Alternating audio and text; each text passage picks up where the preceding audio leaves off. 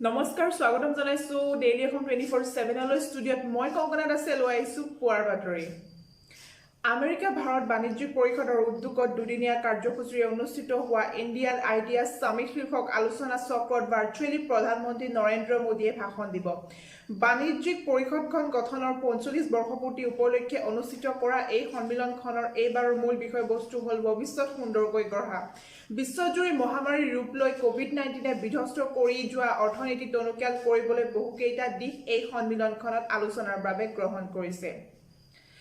ৰাষ্ট্ৰৰ সুৰক্ষাৰ স্বাৰ্থত ভাৰতীয় বায়ুসেনাৰ ভূমিকা তীব্ৰ প্ৰত্যাহ্বানমূলক বুলি প্ৰতিৰক্ষা মন্ত্ৰী ৰাজনাথ সিঙে মন্তব্য কৰে ভাৰতীয় বায়ুসেনাৰ কামাণ্ডসকলৰ সন্মিলনখন উদ্বোধন কৰি প্ৰতিৰক্ষা মন্ত্ৰী সিঙে কয় যে কোভিড-19 এই ভয়াৱহ সংক্ৰমণৰ সময়ত ভাৰতীয় বায়ুসেনাৰ ভূমিকা অতি প্ৰশংসনীয় তিনিদিনীয়া কাৰ্যসূচীৰে অনুষ্ঠিত এই সন্মিলনত বায়ুসেনাৰ কাম-কাজৰ প্ৰশংসা কৰি প্ৰতিৰক্ষা মন্ত্ৰী সিঙে ভাৰত-চীন সীমান্তৰ পূব লাডাখত বায়ুসেনাই গ্ৰহণ কৰা স্থিতিৰ কথা উত্থাপন কৰে সন্মিলনত বায়ুসেনাৰ ভৱিষ্যত কাৰ্যপন্থাৰ সন্দৰ্ভতো প্ৰতিৰক্ষা মন্ত্ৰীয়ে ব্যাখ্যা আগবঢ়ায় আনহাতে ৰাজ্যৰ 25খন জিলাৰ বান পৰিস্থিতি এতিয়াও জটিল হৈ আছে ৰাজ্যখনত এইবাৰৰ বানত 87জন লোকে এতিয়ালৈকে প্ৰাণ হেৰুৱাইছে 70টা ৰাজচক্ৰৰ 2409খন গাঁৱত 24,58,052 গৰাকী লোক ক্ষতিগ্ৰস্ত হৈছে 276টা আশ্ৰয় শিবিৰত এই পৰ্যন্ত 44,553 গৰাকী লোকে এতিয়ালৈকে আশ্ৰয় গ্ৰহণ কৰি আছে NDRF বাহিনীয়ে ধেমাজি শোণিতপুৰ তিনিচুকীয়া যোৰহাট শিৱসাগৰ বৰপেটা বঙাইগাঁও কাছাৰত উদ্ধাৰ অভিযান চলাই আছে সমান্তৰালকৈ SDRF বাহিনীও নিয়োজিত হৈ আছে ৰাজ্যিক দুৰ্যোগ ব্যৱস্থাপনা বিভাগৰ তথ্য অনুযায়ী ব্ৰহ্মপুত্ৰৰ পানী এতিয়াও ডিব্ৰুগড় নিমাতীঘাট তেজপুৰ গোৱালপাৰা আৰু ধুবুৰীত বিপদসীমাৰ ওপৰেৰে বৈ আছে ধেমাজি লখিমপুৰকে ধৰি উজনি আৰু নামনিৰ বান পৰিস্থিতি অপৰিৱৰ্তিত অৱস্থাত আছে কামৰূপ জিলাৰ বান পৰিস্থিতিও সামান্য উন্নত হৈছে যদিও ভুটানৰ পৰা এৰি দিয়া পানীয়ে পৰিস্থিতি অধিক জটিল কৰি তুলিছে পুঠিমাৰী নৈৰ চিঙা অংশৰে পানী সোমাই ৰঙিয়া হালমৰা ধুলাবাৰীকে ধৰি বিস্তীৰ্ণ অঞ্চল বানত নতুনকৈ বুৰ গৈছে বানৰ পানীয়ে ৰঙিয়া মহকুমাধিপতিৰ কাৰ্যালয়লৈ যোৱা পথ বুৰাই পেলোৱা যোগাযোগ সম্পূৰ্ণভাৱে ব্যাহত হৈছে জিলাখনত এতিয়ালৈকে 166খন গাঁও বানৰ কবলত পৰিছে ইফালে মৰিগাঁও জিলাৰ বান পৰিস্থিতিও অপৰিৱৰ্তিত অৱস্থাত আছে দুৰ্যোগ ব্যৱস্থাপনা কৰ্তৃপক্ষৰ শেহতীয়া তথ্য অনুসৰি 5টা ৰাজচক্ৰৰ 347খন গাঁও বানৰ কবলত পৰিছে জিলাখনৰ বিভিন্ন অঞ্চলত 343টা আশ্ৰয় শিবিৰ স্থাপন কৰি প্ৰশাসন আৰু ৰাজ্যে বানাক্ৰান্তক ৰক্ষাৰ ব্যৱস্থা কৰিছে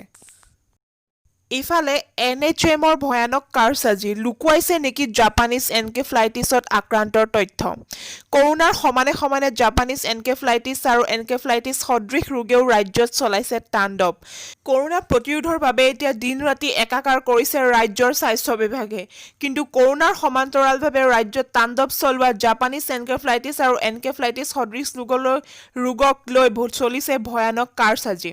পৰ্যায় এনে পাইছেগৈ যে ৰাজ্যত তাণ্ডৱ চলোৱা এনকেফ্লাইটিছ সদৃশ ৰোগৰ তথ্য লুকুৱাইছে NHMA ৰাজ্যত এই পৰ্যন্ত কৰোনাত আক্ৰান্ত 25,000 লোক মৃত্যু হৈছে 64 গৰাকীৰ এই ভয়াৱহতাৰ সমানে সমানে জাপানিজ এনকেফ্লাইটিছ আৰু এনকেফ্লাইটিছ সদৃশ ৰোগেও চলাইছে তাণ্ডৱ 13 জুলাইলৈকে জাপানিজ এনকেফ্লাইটিছত মৃত্যু হৈছে 11 জন লোকৰ আক্ৰান্ত হৈছে 82 জন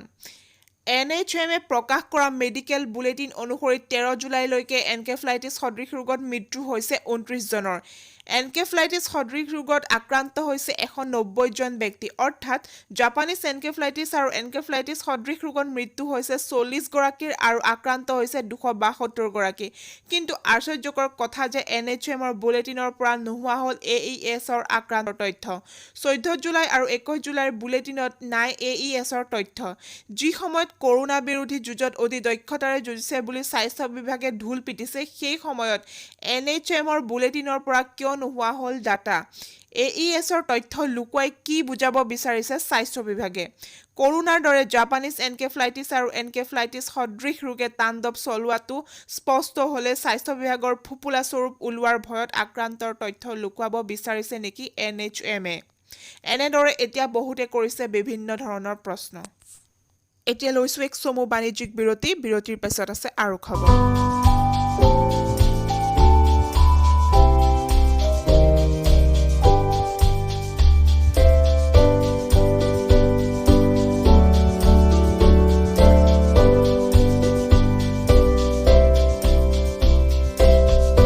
আহিছোঁ পৰৱৰ্তী বাতৰিলৈ।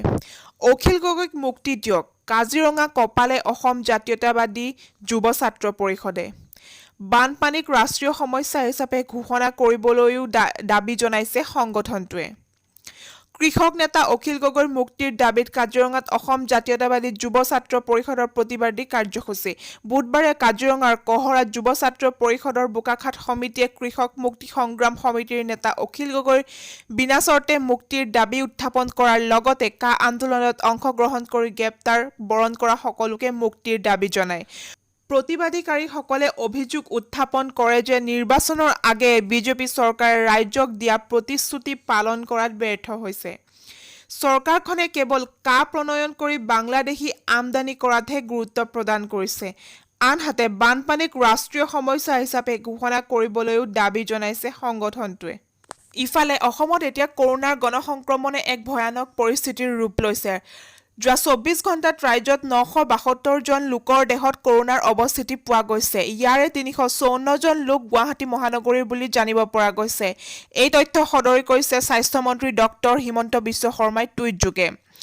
আৰু যোৰহাট জিলাত 51 জন, নগাঁও জিলাত 71 জনৰ দেহত ধৰা পৰিছে কোভিড-19ৰ অৱস্থিতি। আৰু ইয়াকে লৈ মুঠ কৰোনাত আক্ৰান্ত হোৱা ৰোগীৰ সংখ্যা হৈছে 27,744 জন। যোৱা 24 ঘণ্টাত ৰাজ্যত 1,317 জন লোক সুস্থ হৈ উঠিছে আৰু তেওঁলোকক ঘৰলৈ যাবলৈ দিয়া হৈছে। ইয়াকে লৈ মুঠ সুস্থ হৈ উঠা ৰোগীৰ সংখ্যা হৈছে 19,350 জন আৰু সক্ৰিয় হৈ থকা ৰোগীৰ সংখ্যা হৈছে 8,325 জন। আনহাতে যোৱা 24 ঘণ্টাত 2 জন লোকে কৰোনাত আক্ৰান্ত হৈ মৃত্যুক সাৱটি ল'বলগীয়া হৈছে। তেওঁলোক হৈছে আলোক ঘোষ 54 বছৰ যোৰহাট, হৰেণ বৰণ 47 বছৰ কামৰূপ মেট্ৰ'। আৰু ইয়াকে লৈ কৰোনাত আক্ৰান্ত হৈ মৃত্যু হোৱা লোকৰ সংখ্যা হৈছে 66 জন।